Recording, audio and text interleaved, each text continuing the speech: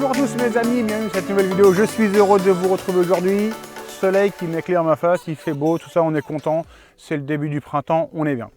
Alors, aujourd'hui, nous sommes à l'AMCC, au terrain d'aéromodélisme de Commercy. Aéro Model Club Commercy, c'est assez simple. Donc, si je suis venu ici, c'est pour qu'on fasse voler le clubby, tout simplement. Alors, je vais te montrer quand même, il y a 2-3 choses à faire avant de le mettre en l'air.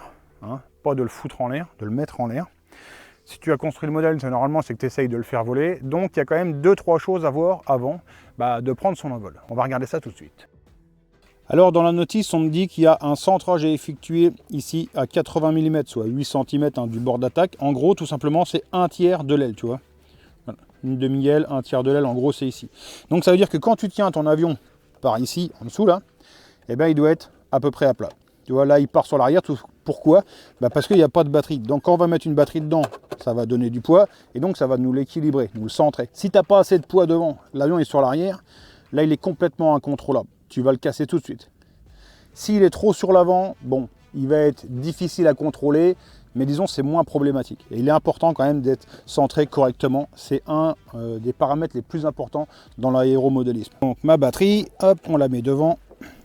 Et là, tout de suite, on voit que mon avion est assez bien équilibré. Alors tu verras dans le modèle, il faut quand même essayer d'avancer tout au maximum. Le contrôleur du moteur est ici, le récepteur de la radio est là, tout est avancé au maximum. Il demande à être très monté à l'avant. Sur un terrain d'aéromodélisme, les avantages c'est que tu as des infrastructures et l'avion il ne peut pas nous sauter dans la tronche, forcément avec un accélérateur qui serait resté accéléré ou autre. Donc là ce qu'on va faire, nous on va se servir de la table pour déjà quand même tester un peu la portée de la radio. On va mettre en route notre radio. Donc gaz en bas, gaz à droite ou gaz à gauche, ça dépend des modes. Voilà. Donc là on est OK. Derrière ça fonctionne. La gouverne ça fonctionne, la profondeur ça marche. Les ailerons c'est bon. Et le moteur c'est bon. Maintenant ce que je vais faire moi c'est que je vais marcher là-bas. Je vais aller assez loin et je vais le plus loin possible en fait, du moins à ce que je vois. Et je vais essayer de faire fonctionner mon avion comme ça ici. Si jamais ça venait à merder, l'avion est bloqué. Et moi, je vais quand même vérifier que ma radio, elle fonctionne, que la liaison soit bonne. Donc je fais ça, on se retrouve après. Allez, au sol, une dernière vérif. Je tire, ça monte, ça tourne, ok. Là, je tourne là, ça lève là, donc ça va appuyer, ça va tourner. Et le moteur, ça fonctionne. Alors, pour décoller, alors moi, je suis en mode, on va dire, le plus classique en France. Il faut savoir qu'il y en a qui ont le gaz ici, il y en a qui ont le gaz ici. Donc ça, tu feras ton choix. Mode 1 comme moi ou mode 2 comme, on va dire, comme les Américains. Alors pour décoller, tu vas tirer légèrement sur le manche et tu vas accélérer progressivement. Tu n'accélères pas comme un malade, sinon tu peux foutre ton avion au tas. Là, on y va progressivement. Alors le but de la manœuvre, l'avion va partir et on va essayer de choper de plus en plus d'altitude possible. Tout simplement pourquoi? Pour après régler les trims. C'est ici, en fait, c'est pour que quand on vole à mi-gaz, en gros, l'avion vole bien à plat. Allez, je me retourne parce que le vent n'arrête pas de tourner. Donc on va décoller d'ici.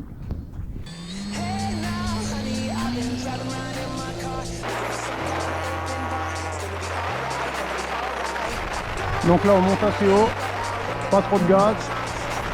Et on va trimer l'avion, c'est-à-dire le faire voler le plus à plat possible. Voilà, là mon avion vole à peu près à plat, à mi-gaz.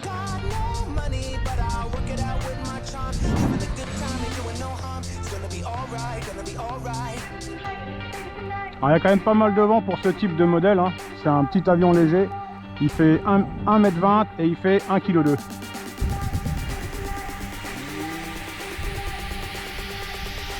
Il aurait tendance à redescendre, donc il faudrait peut-être rééquilibrer un petit peu arrière quand même. Je suis peut-être un petit peu avant. Et on descend, on descend.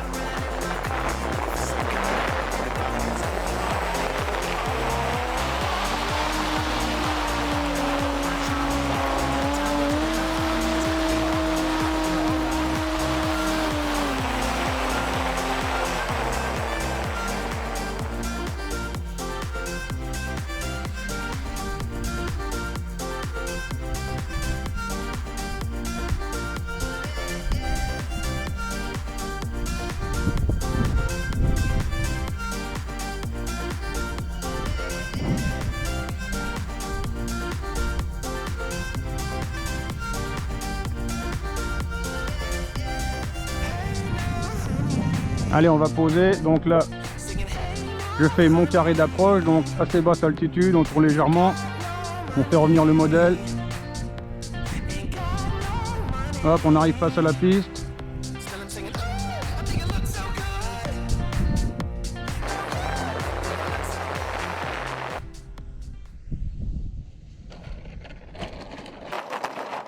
Voilà. Alors, c'est pas un beau vol, ça?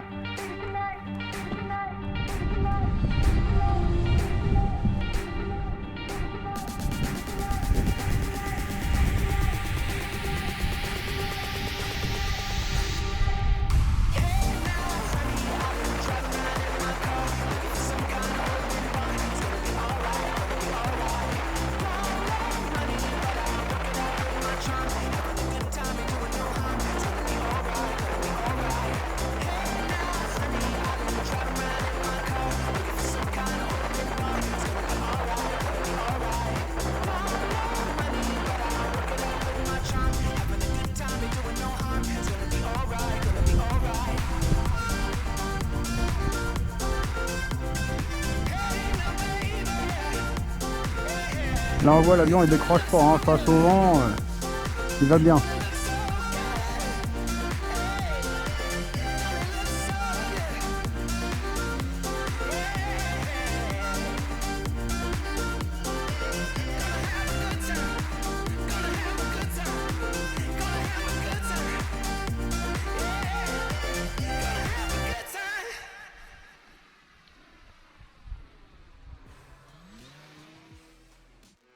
Donc là, retour du premier vol, on va quand même faire un tour de l'avion, on va regarder s'il n'y a rien à bouger évidemment. Je te rappelle que tu as un modèle qui fait ici 1,2 kg, hein. Ça va mine de rien en vitesse de croisière à 60-70, par contre à fond, ça chope 100-120 km/h. Donc tu le fous dans la tronche à quelqu'un à 120 km/h, si le mec il veut t'emmerder, bah on va dire t'es mal toute ta vie. Donc on va regarder les élastiques de l'aile, hein. C'est une fixation élastique. Pourquoi c'est une fixation élastique? C'est pour... Je te le dis, c'est pas un avion de début, mais presque. Si jamais tu tapes, bon bah évidemment, ton aile elle peut amortir un peu. Tu vas pas détruire ton modèle tout de suite. Ce qu'on va regarder, c'est les ailerons, hein. Donc ils sont bien fixés, il n'y a pas de problème. Et on va regarder aussi la profondeur, ça va nous indiquer quand même plusieurs choses. Moi, je sais pas si tu vas le voir ici, mais ma profondeur, elle aurait tendance à être relevée un petit peu pour que mon avion vole à plat. Donc ça veut dire quoi? Ça veut dire que, en général, soit ton incidence d'aile n'est pas bonne, soit ton équilibrage de l'avion, ton centrage n'est pas bon, hein. Il peut y avoir d'autres facteurs, mais on va dire les deux premiers, c'est celui-là. Donc, le calage de l'aile, il est bon. On sait, il y a 1,5 degré à peu près d'incidence sur l'aile, 1 degré, 1,5 degré. Donc, ça, c'est bon. L'autre facteur, je te le dis, c'est le centrage du modèle. Donc là, ma batterie, quand elle est dedans, elle touche vraiment l'avant, le support moteur. Donc, ce que je vais faire au prochain vol, tout simplement, je vais la reculer d'1 centimètre. Et je vais voir si derrière, du coup, quand je vais décoller, mon avion va monter de trop. Et du coup, il faudra que je le trim à redescendre. Et je vais voir quand je reviens au deuxième vol, en fait, si mon volet de profondeur, bah, il revient un peu plus à plat.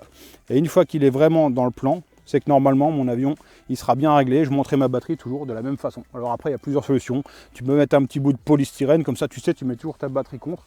Et terminé. Voilà, donc je vais quand même te faire un petit point un petit peu emmerdant sur la législation. Alors, les avions maintenant, c'est comme les drones. Il y a une loi, hein, qui nous dit que sous certains poids, on doit immatriculer son avion, etc. Alors après, sache que moi, je m'en fous, hein, tu fais ce que tu veux. Si tu fais un avion comme ça, un des miens, un des autres, n'importe quoi, tu peux aller voler dans un champ tout seul si tu es en cambrousse. Normalement, ça va bien se passer. En revanche, sache que tu seras hors la loi. C'est comme si tu prends une moto de cross, tu vas te promener, bah, tu n'as pas le droit. Tu vois, c'est pareil. En fait, on est sur le même truc. Après, tu fais ce que tu veux. Si tu veux vraiment te mettre sur l'aéromodélisme d'une façon intensive, moi, je te conseille vivement de te rapprocher d'un club d'aéro, tout simplement. Il y en a partout en France. UFOLEP ou FFM, hein, n'importe. Et eux, en fait, sur place, ils ont des radiocommandes avec ce qu'on appelle une double commande. Tu as le pilote d'un côté et tu as toi de l'autre, vous êtes reliés par un câble. Et donc, si jamais tu fais le con sur l'avion, lui, il te reprend. Tu vois, donc, je veux dire, en 1 heure, 2 heures, tu vas savoir voler. Il faut savoir aussi que tu as des simulateurs, hein, que tu peux télécharger. Tu as des versions gratuites, ou en tout cas, il y avait des versions gratuites telles que FMS à l'époque. Alors, les graphiques étaient dégueulasses, mais ça te permet d'apprendre à voler. Après, tu as des simulateurs plus chers que tu payes, hein, avec la radio qui va sur le simulateur, même jusque 200 €. D'un autre côté, ça peut être un achat judicieux. Hein, moi, je sais que je m'en étais payé un, pas pour l'avion, parce que l'avion, je suis venu ici apprendre à commercer. Par contre, pour faire de l'hélico, je m'étais acheté un simu en me disant, tu vois, un hélico à l'époque, ça valait entre 1000 et 1500 euros. Je me suis dit, je préfère m'acheter un simulateur à 200 balles d'un côté et éviter de cracher des machines qui valaient 1500 balles, tu comprends? Donc voilà, c'était ça la démarche. Après, tu fais ce que tu veux, tu es libre de tout. En tout cas, moi, ça fait du bien. Petite sortie là au soleil. Alors, on n'a pas les saucisses, on n'a pas les canettes, hein. On n'a rien pris. Je suis venu tout seul, c'est dommage, hein. J'aurais bien voulu avoir un suivi drone. Normalement, sur les prochaines vidéos, j'ai un pote, s'il peut se libérer, bah, on essaiera de faire ça, un peu des follow avec le drone et tout, derrière et tout, ça peut être excellent. Bon, on risque de détruire le modèle, évidemment, hein. Si le drone rentre dedans, bah, l'appareil sera foutu. Bon, après, ça fait partie du jeu. Sur les temps d'impression, je reviens là-dessus, ça peut faire un peu peur, surtout si tu n'oses pas faire tourner ta machine la nuit. Sache qu'il existe un peu partout des extincteurs automatiques, si ça peut te mettre en confiance. C'est une espèce de boule, hein, comme un ballon. Tu mets ça derrière ton imprimante, si jamais elle prend feu, ça explose la nuit. Sache que de toute façon, les imprimantes ne prennent plus feu, hein. Y a des légendes comme ça.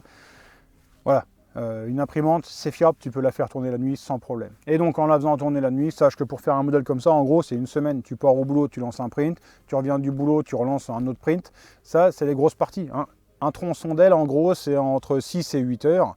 Un tronçon de fuselage, 6 à 8 heures. Donc tu vois, je veux dire, ça te permet d'en lancer 2 par jour. Et en gros, en une semaine, tu as fini ton modèle. Voilà mes amis, j'espère que cette petite vidéo vous aura plu. Je vous souhaite de passer une bonne fin de journée ou une bonne soirée. On se retrouve bientôt pour une prochaine vidéo. Moi, j'y retourne, hein. Allez, salut!